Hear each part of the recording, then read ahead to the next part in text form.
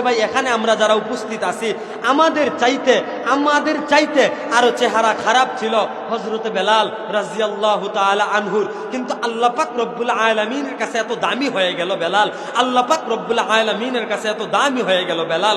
আল্লাহ পাক রব্বুল আলামিনের কাছে এত দামি হয়ে গেল বেলাল। আরশে আজিম থেকে জিবরাইলের মাধ্যমে আল্লাহ পাক রব্বুল আলামিন জিবরাইলের মাধ্যমে আল্লাহ রাসূলের কাছে পাঠাইছে, যাও জিবরাইল আমার বন্ধু মুহাম্মদ সাল্লাল্লাহু আলাইহি ওয়াসাল্লাম আমার হাবিবের কাছে ঘোষণা দাও, আমার হাবিবের কাছে খবর পৌঁছাও, আমি আল্লাহর কাছ থেকে সিদ্ধান্ত বেলাল বিজয়ের আজান দিবে। সুবহানাল্লাহ। বেলাল কিসের আজান দিবে? বিজয়ের আজান দিবে। আল্লাহর নবী সাল্লাল্লাহু আলাইহি ওয়াসাল্লাম তিনি কি করলেন? খানে কাবার সমস্ত মূর্তিগুলা ভেঙে দিলেন। ভাঙ্গার পরে এখন আল্লাহর নবী সাল্লাল্লাহু আলাইহি ওয়াসাল্লাম বলতেছেন যে আজকে বিজয়ের আজান কে দিবে? মশওয়ারার মধ্যে বসে গেলেন, মিটিং এর মধ্যে বসে গেলেন, পরামর্শের মধ্যে বসে গেলেন।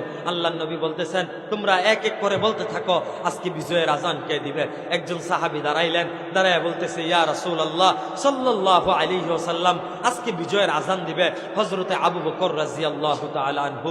কেন না, হে নবী আপনি বলেছেন, আপনি তো এই বলেছেন যে আবু বকরের কপালটা কত ভালো, আবু বকর আপনার হিজরতের সাথী হয়ে গেছে। আপনার হিজরতের দিন আপনার সাথী ছিল হযরতে আবু বকর। আরে কেমন সাথী ছিল? আল্লাহর নবী সাল্লাল্লাহু আলাইহি ওয়াসাল্লাম যখন হযরতে আবু বকরের কানে কানে একদিন বললেন, আবু বকর যে কোনো একদিন আমি আর তুমি মক্কা ছেড়ে হিজরত করে মদিনায় চলে যাব। আমরা মক্কা ছেড়ে দিতে হবে, আমরা মদিনায় চলে যাব, আমরা মক্কা থেকে হিজরত করব। ওই দিনের পর থেকে আবু বকর আর কোনোদিন ঘুমায় নাই। হিজরতের রাত্রিতে আল্লাহর নবী সাল্লাল্লাহু আলাইহি ওয়াসাল্লাম হযরত আবু বকরের ঘরে গেলেন। যাওয়ার পরে যখন ঘরে ঢোকা দিছে সাথে সাথে দরজা খুলে দিলেন। আল্লাহর নবী ডাক দিয়া বলে, আবু বকর তুমি কি ঘুমাও নাই? সুবহানাল্লাহ বলবেন না? আল্লাহর নবী বলে, আবু বকর তুমি কি ঘুমাও নাই? হযরতে আবু বকর কান্নাওয়ালা চোখে বলতেছে, ইয়া রাসূলুল্লাহ আমি ঘুমাইতে পারি নাই। যেদিন আপনি আমাকে বলছিলেন আবু বকর প্রস্তুত থেকো, তোমাকে নিয়ে আমি হিজরত করব, ওই দিনের পর থেকে আমি আবু বকর একদিনও ঘুমাই না। নবী শুধু আমি আবু বকর না, আমার মেয়ে আসমাও ঘুমায় না। প্রতিদিন নাস্তা তৈরি করে আমার মেয়ে আসমা বসে থাকে। আমার রসুল হিজরত করবেন, আমার নবী সফর করবেন, রসুলের সফরের মধ্যে নাস্তা দিয়ে দিবে। সুবহানাল্লাহ। কেমন ছিল ওনাদের অবস্থা? আবু বকর রাদিয়াল্লাহু তাআলা আনহু বলতেছে, নবী শুধু আমার মেয়ে আসমা না, যে উট আমাদের সফরের বাহন, যে উট আমাদের সফরের সঙ্গী, সেই উট পর্যন্ত ঘুমায় না, আপনাকে নিয়ে সফর করবে। সুবহানাল্লাহ। তো সাহাবী বলতেছে, ইয়া রাসূলুল্লাহ আজকে বিজয়ের আজান দিবে কে? হযরতে আবু বকর। কেন? সে আপনার হিজরতের সফর সঙ্গী ছিলেন। এবার আরেকজন সাহাবী ডাক দিয়া বলে, আল্লাহর নবী বলে তুমি বসো, আরেকজন সাহাবী দাঁড়াও। এবার আরেকজন সাহাবী দাঁড়াইলো। আরেকজন সাহাবী দাঁড়ায়া বলতেছে, ইয়া রাসূলুল্লাহ আজকে বিজয়ের আজান দিবে হযরতে ওমর। বলি সুবহানাল্লাহ।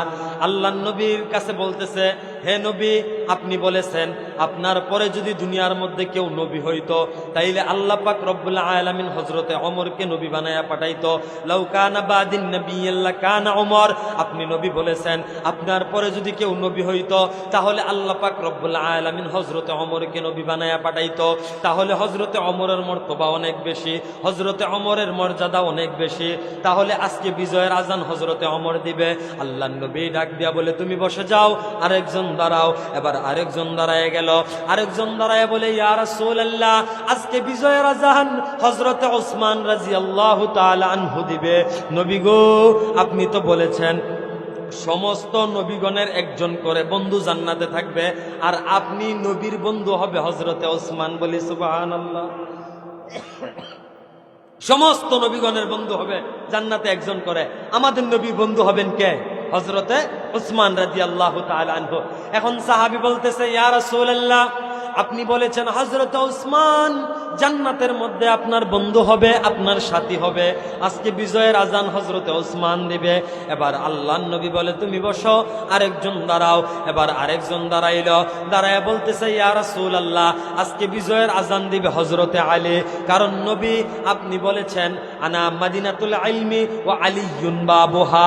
আপনি হচ্ছেন ইলমের শহর আর সেই ইলমের দরওয়াজা হচ্ছে হযরতে আলী। আপনি নবী বলেছেন আলী হচ্ছে ইলমের দরজা, তাহলে আজকে বিজয়ের আজান আলী দিবে। এবার অনেকের কাছ থেকে আল্লাহর নবী পরামর্শ নেওয়ার পরে তাদেরকে বসায় দিলেন। আল্লাহর নবী বলতেছে সকলের কাছ থেকে পরামর্শ নেওয়া শেষ, এবার ফয়সালা আসবে আরশে আজিম থেকে। আল্লাহর নবী সমস্ত সাহাবায়ে নিয়ে বসে গেলেন, আল্লাহর নবী সমস্ত সাহাবায়ে একরামকে নিয়ে বসে রইলেন। এমন তো অবস্থায় হযরতে জিবরাইল আলাইহিস সালাতু ওয়াস সালাম আল্লাহর নবীর সামনে এসে উপস্থিত হয়ে গেল।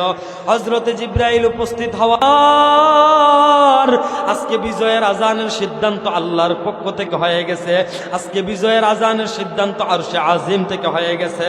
ও নবী, আজকে বিজয়ের আজান আপনার আবু বকর দিবে না, ও নবী আজকে বিজয়ের আজান আপনার ওমর দিবে না, ও নবী আজকে বিজয়ের আজান আপনার আলী উসমান দিবে না। আল্লাহ পাক রব্বুল আলামিনের পক্ষ থেকে ফয়সালা হয়ে গেছে, আজকে বিজয়ের আজান দিবে ওই আফ্রিকা থেকে আগত কালো কুৎসিত আল্লাহ পাক রব্বুল আলামিনের পছন্দের হযরতে বেলাল। বলি সুবহানাল্লাহ। কার নাম আসলো? হযরতে বেলালের নাম চলে আসছে।